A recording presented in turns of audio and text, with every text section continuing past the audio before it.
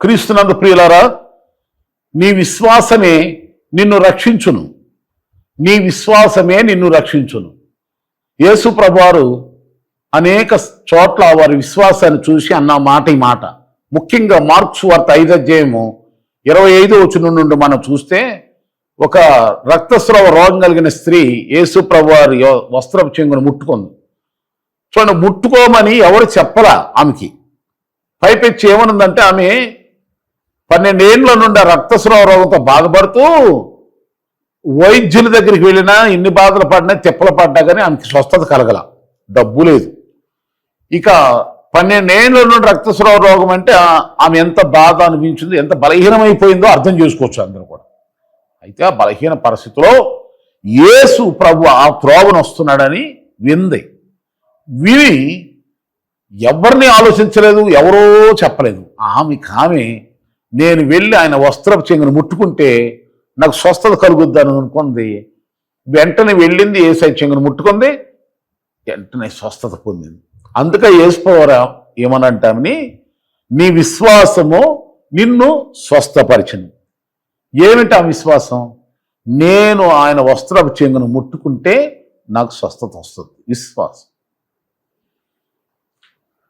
దేవుని సన్నిధికి వచ్చినప్పుడు మనం ఎలా రావాలని ఉందంటే, హెబ్రీ పత్రిక 11వ అధ్యాయం 6వ వచనం, దేవుని యొద్దకు వచ్చేవాడు దేవుడు ఉన్నాడని, తన్ను వెదుకు వారికి ఫలము దయచేవాడని నమ్మవల్ని కదా. విశ్వాసం లేకుండా దేవునికి ఇష్టడేంటి? అసాధ్యం. అంటే దేవుడు చేస్తాడు, స్వస్థపరుస్తాడు, బలపరుస్తాడు, దీవిస్తాడు, ఆశీర్వాదిస్తాడు. తన మహిమ గల దీవులతో ఇహమందు పరమందు దేవుడు నన్ను నింపి ఆయన శ్రేష్టమైన ఆశీస్సులతో నన్ను బలపరుస్తాడు, తన రాజ్య వారసులకు చేస్తాడు. ఇహమందు పరమందు కూడా 100 ఫలాన్ని దేవుడు నాకు ఇస్తాడు. విశ్వాసం. తర్వాత మనం మార్క్స్ వార్త 2వ అధ్యాయంలో మనం గమనించినట్లయితే, ఒక పక్షవాయు వ్యాధితో బాధపడుతున్నటువంటి వ్యక్తిని 4 మనుషులు ఇంటి మీద నుండి దింపుతారు. అప్పుడు కూడా యేసు ప్రభువు ఏంటి మీ ఇంతమందిలో తప్పించి దాటిచ్చి ఇంటి మీద రేకులు తీసి మరి తీసుకొచ్చారే ఏమిటని ఇసుకోవాలి ఆయన. వారి విశ్వాసాన్ని చూసి, తీసుకెళ్లిన వారి విశ్వాసాన్ని చూచి ఆ పక్షవాయు వ్యాధితో బాధపడుతున్న వ్యక్తిని స్వస్థపరిచినట్టుగా మనం మార్క్స్ వార్త 2వ అధ్యాయంలో మనం చూస్తాం. కనుక విశ్వాసమునకు కర్త, దాన్ని కొనసాగించే యేసు వైపు చూస్తూ ముందుకెళ్ళిపోవాలి మనం. చూడండి, చాలా మంది ఈ మాట లోతుగా అర్థం చేసుకోరు. నీ విశ్వాసము అన్నది యేసయ్య ఇక్కడ. ఒక రక్తస్రావ రోగ స్త్రీని స్వస్థపరిచింది ఏంటంటే తన విశ్వాసం. చర్చికి వెళ్ళే ఆ చర్చిలు ఎంతమంది వెళ్తారు, ఎంతమంది వస్తున్నారు, భక్తికి ప్రార్థనకి ఎంతమంది వస్తున్నారు? నేను ఒక్కదానేనా? నేను ఒక్కడేనా?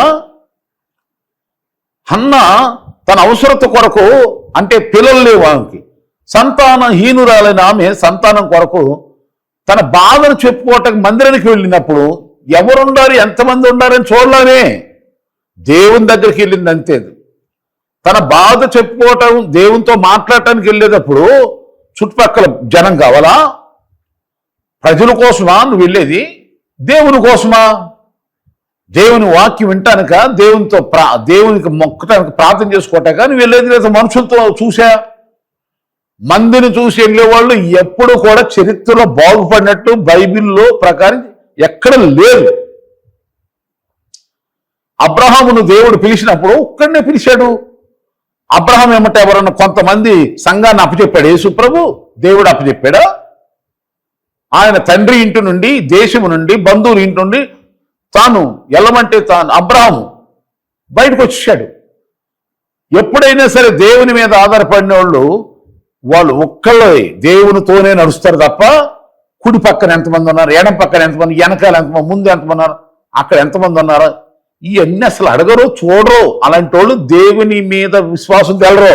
మనుషులను చూడటానికి, ఆ మందిరాన్ని చూడటానికి, అక్కడున్న ఎవరిని చూడటానికి వెళ్తావో తప్ప దేవుని చూడాలి, దేవునితోనే గడపాలి, దేవుని దీవెనలే పొందాలనుకునే వాళ్ళు మనుషుల్ని పట్టించుకోరు. మనుషుల గురించి నీ విశ్వాసాన్ని చూస్తున్నాడు దేవుడు, నిన్ను చూస్తున్నాడు. నీవు కూడా నేను ఆయన్ని చూడాలి. నేను దేవుని ఎందుకు వెళ్తున్నాను, నేను దేవుని సన్నిధిలో గడపటానికి వెళ్తున్నాను, దేవుని వాక్యం వినడానికి వెళ్తున్నాను, దేవునికి పరిచర్య చేయడానికి వెళ్తున్నాను, దేవుని సేవలో పాలు పొందడానికి వెళ్తున్నాను. దేవుడే, ప్రభువే నాకు దిక్కు, ప్రభువే నా ఆధారం, ప్రభువే నా యొక్క దర్శనం, ఆయన ముఖ దర్శనం ఉంటే చాలు నాకు అని విశ్వాసం కలిగిన బిడ్డలు నిజముగా అలా ఆలోచిస్తారు. పరిశుద్ధ బైబిల్ గ్రంథం ఏం చెప్తాను, నీ విశ్వాసం నేను స్వస్థపరచను, నీ విశ్వాసం నేను స్వస్థపరుస్తుంది. నీ విశ్వాసం వ్యాధుల నుండి, తెగుల నుండి, బాధల నుండి, బలహీనతల నుండి విడిపిస్తుంది. యేసు ప్రభువారు వస్త్రం చెంగు ముట్టుకుంటే నేను బాగుపడతాను తనలో తాను అనుకుంది.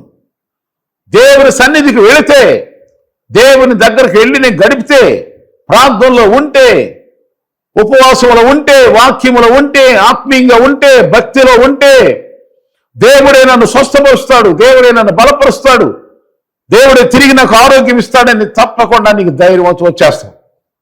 అది విశ్వాసం అంటే. కానీ పేరుకేం విశ్వాసులు అంటే విశ్వాసం గలవారు అని అర్థం. విశ్వాసులు అంటే సంఘానికి వచ్చే, చర్చికి వచ్చే క్రైస్తవుల్ని విశ్వాసులు అంటారు కదా, అంటే విశ్వాసం కలిగింది. ఎవరి మీద విశ్వాసంతో ఉన్నారు మీరు? ఎవరిపై విశ్వాసంతో జీవిస్తున్నావు? మనుషులు ఉన్నారనా,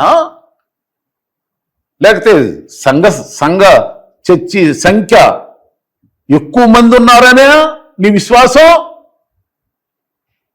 లేక చిన్న చర్చి అని, పెద్ద చర్చి అని, ఆ చర్చి అని, ఈ చర్చి అని, ఇదని అదే అని విశ్వాసం? నో, అది మంచిది కాదు. అలాంటి విశ్వాసం ద్వారా నీకేం రాదు. దేవుని పైన విశ్వాసం, విశ్వాసమునొక కర్త, దాన్ని కొనసాగించి యేసు వైపు చూడాలి. ప్రభు వైపు చూడు, ప్రభుపై ఆనుకో.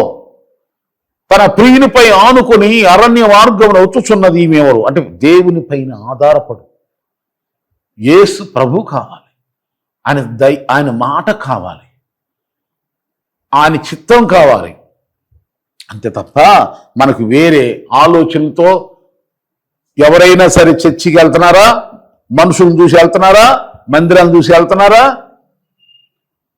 అది మీకు నిష్ప్రయోజనం అవుతుంది. నీ భక్తి వ్యర్థమైపోతుంది.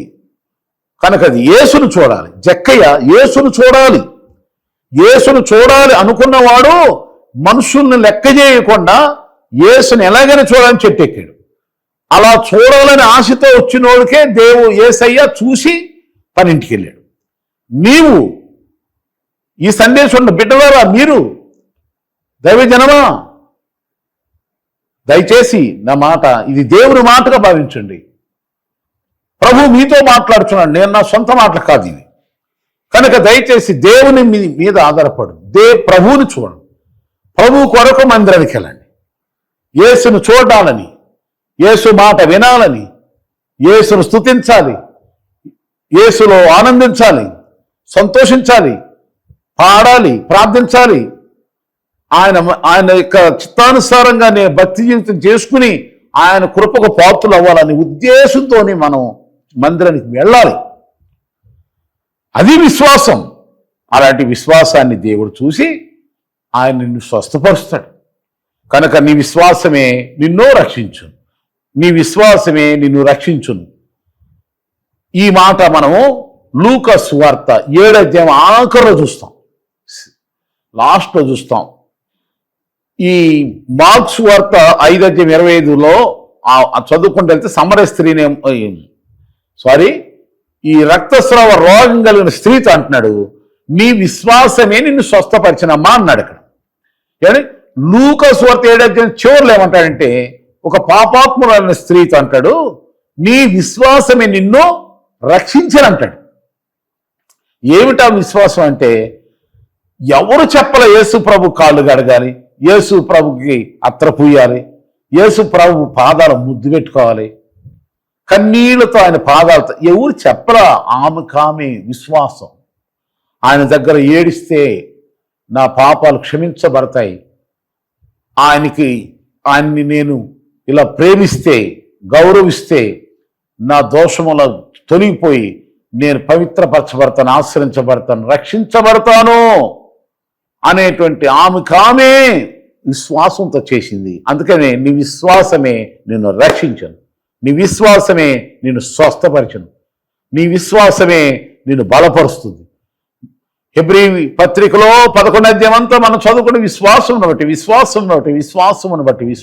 బట్టి అక్కడ ఒక్కొక్క మాట అలా అండర్లైన్ చేస్తే అనేక మంది భక్తుల చరిత్ర అక్కడ ఉంది. విశ్వాసం ద్వారా అనేక అద్భుతాలు జరిగించారు, అనేక మహత్కార్యాలు జరిగాయి. కనుక దేవుని బిడ్డ విశ్వాసం ఎవరిపైన? దేవుని పైన, యేసయ్య పైన. అలాంటి విశ్వాసమే నిన్ను రక్షిస్తుంది, ఎన్నటికీ నిన్ను ఆశ్రయిస్తుంది. మరి నీ విశ్వాసం పరీక్షించుకో.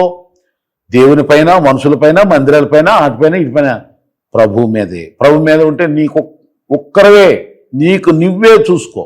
నీకు నీవుగా దేవుని దగ్గరికి రా, నీ కుటుంబంతో రా, నీతో ఇంకెవరైనా వస్తే తీసుకురా, తప్పలేదు. ఎవరు రావట్లేదని నిరసింది అంటే నీ విశ్వాసం దేవుని మీద కాదు, వాళ్ళ మీద, వీళ్ళ మీదే. అది మంచిది కాదు. నీ విశ్వాసం చూచి ఇతరులు రావాలి, ప్రభుత్వం వస్తారు, దేవుని చిత్తమైతే ఆయన తీసుకొస్తాడు.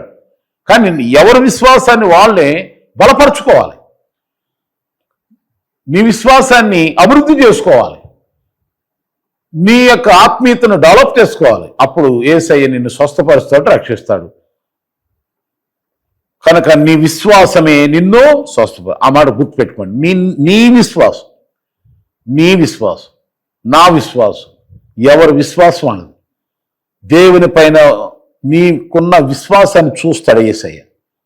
మనుషులు పై రూపాలు చూస్తారు, యేసు నీ విశ్వాసం చూస్తున్నాడు.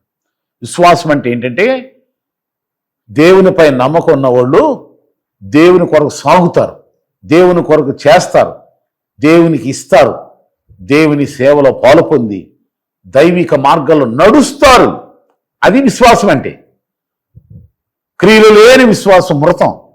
అంటే ఏమి లేకుండా దేవుని నమ్మానంటే అది నిజమైన విశ్వాసం, అది విశ్వాసం కాదు అసలు. అది కనుక గమనించండి, దయ్యాలు దేవుని నమ్ముతాయి కానీ దేవుని కోసం ఏం చేయవు, దేవుని ఆరాధించు, దేవుని కనుక ఆ దయ్యపు విశ్వాసం ఎవరిలో ఉన్న తొలగిపోను గాక యేసునామములో. మృతమైన విశ్వాసం వద్దు, యాక్టివ్నెస్, క్రియలు. నేను విశ్వాసం గలదానిని అని రుజువుగా దైవభక్తి సాధన చేసుకో. దేవుని క్రియలు కలిగి ఉండు, దేవుని సన్నిధికి వెళుతూ, బైబిల్ చదువుతూ, ప్రార్థన చేసుకుంటూ, దేవుని తాకి విశ్వాసం కలిగి ప్రార్థన చేస్తూ ప్రతిఫలం పొందుకో. దేవుని వైపు చూడు, దేవుని కొరకు సాగు, దేవుని దీవులు పొందుకో. దేవుడు నిన్ను, నీ కుటుంబాన్ని ఆశ్రయించునుగాక. ప్రభువైన యేసునందు విశ్వాసం ఉంచు, అప్పుడు నీవు, నీ ఇంటి వారును రక్షించబడతారు. దేవుడి మాటలను ఆశ్రయించునుగాక. God bless you all.